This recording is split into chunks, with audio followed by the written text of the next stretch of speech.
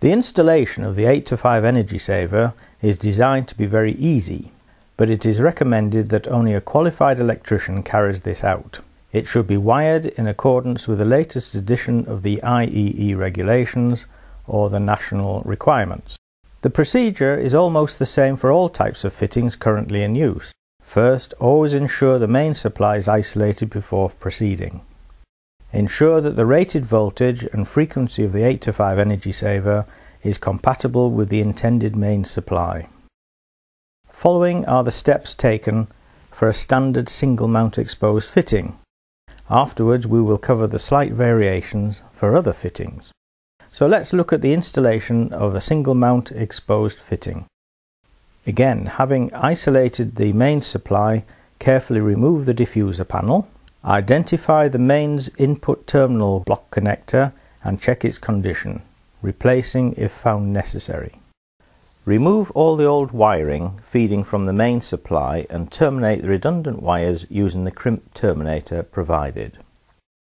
The redundant wires can then be secured by using the tie wrap.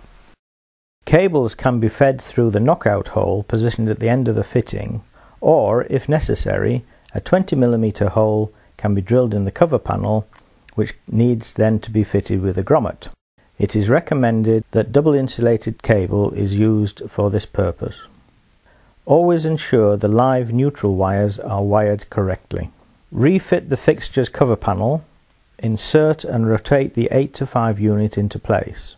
Check the condition of the diffuser and then after cleaning carefully refit it. You will find that an assistant to clean the diffusers and pass the new lamp to the electrician will speed up installation time.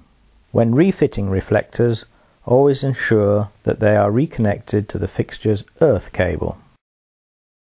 We will now show you the slight variations when fitting the 8to5 energy saver to quad mount units.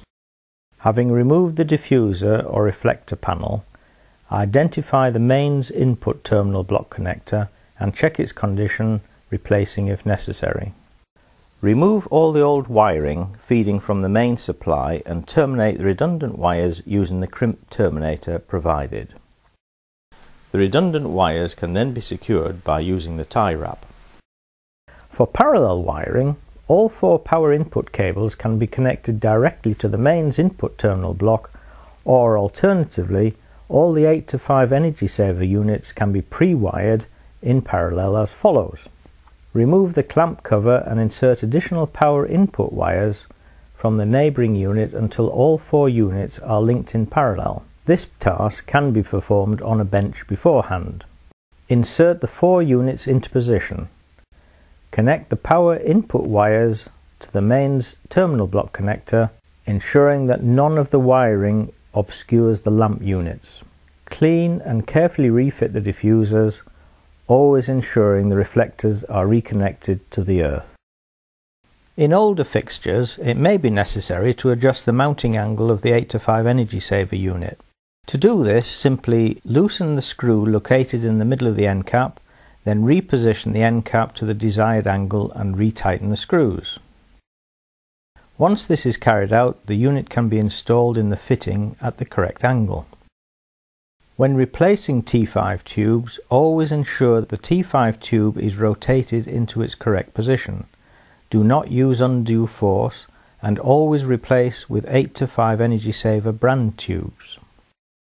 For difficult installations where the fitting or the T8, T12 holders are damaged and will not support the 8to5 energy saver, simply use the mounting clips supplied, which can be easily attached to the cover panel using self-tapping screws, which are also supplied.